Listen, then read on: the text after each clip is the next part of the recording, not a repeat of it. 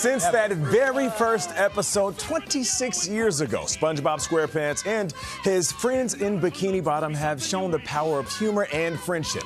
Now he's back in theaters in a way that we have never seen in the SpongeBob Movie. Search for SquarePants. SpongeBob sets off to prove his bravery. He follows a cursed ghost pirate, the Flying Dutchman, to the depths of the underworld. Captain, this lubber is a complete barnacle brain. Are you sure he's the one? True, he don't have physical prowess or pirating ability, but the boy's got the very thing we need. Staggering stupidity. He won't figure out the truth until it's way too late, when we finally break my curse. Break your curse! My curse! Your curse!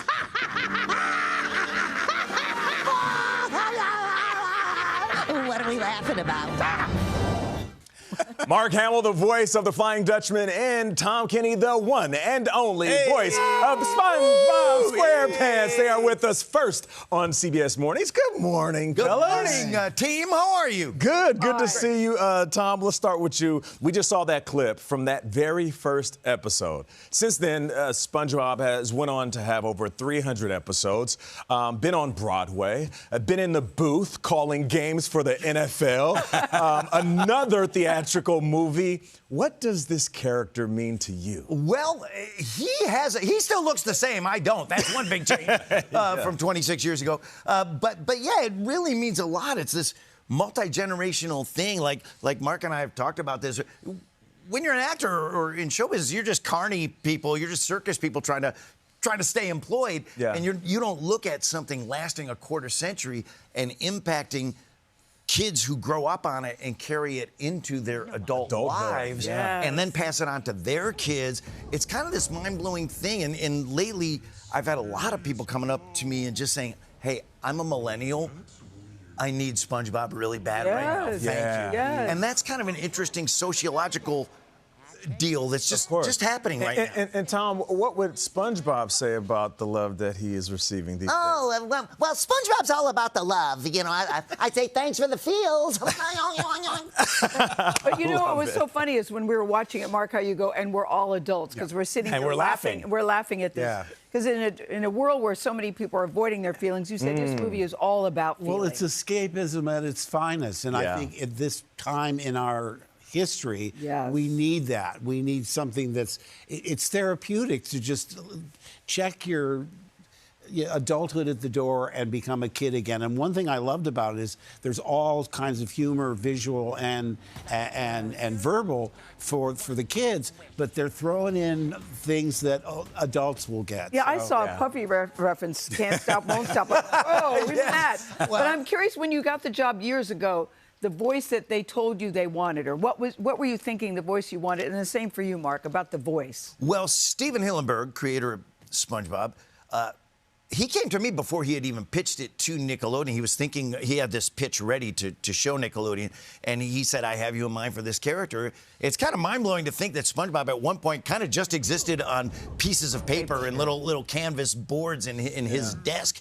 But a little doodle bob, if you will. A little doodle bob.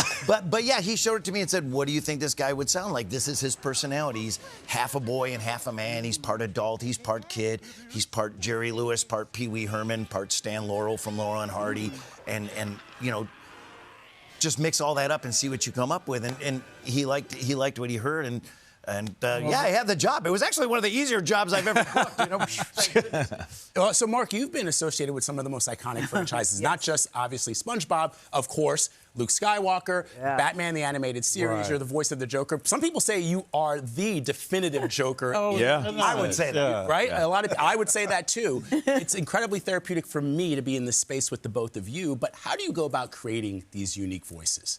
Well, one thing I love about voiceover, it turns everyone into a character actor. Because the idea of a character actor is you lose the actor and see only the character, and animation does that for you. So when I discovered voiceover, I thought, where has this been all my life? Because I went to Broadway to try and break out of, you know, if you do one thing well, they want you to do it over and over and over again. Of course. And you know, so I went to Broadway. I did, I don't know, 6, 7 shows.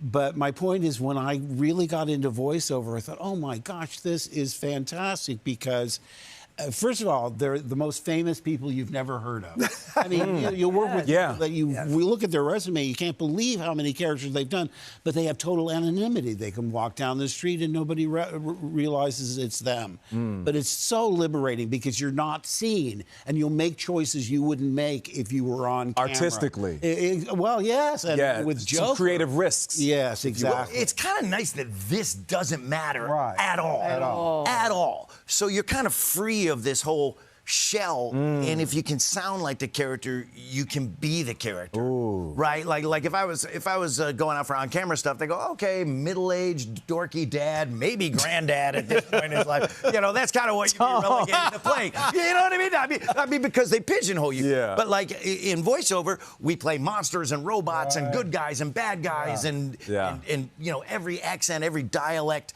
And it's just works. like you said, it's being a character actor. You guys are some of the best in My the problem business. was no one believed. They said they treat that voice for the Joker. Do it. Do the voice, and you're like in a grocery store. You can't do it on cue because you are an actor. You're both actors. Mark Hamill, Tom Kenny. Like, just scan my groceries, man. We have a special on rutabagas on the produce aisle. Let me give a promo for your film. The SpongeBob Movie, Search for SquarePants, is in theaters next Friday. We're talking about a movie. Yes, we are talking about the movie. It is produced by Paramount Pictures, which is part of our parent company.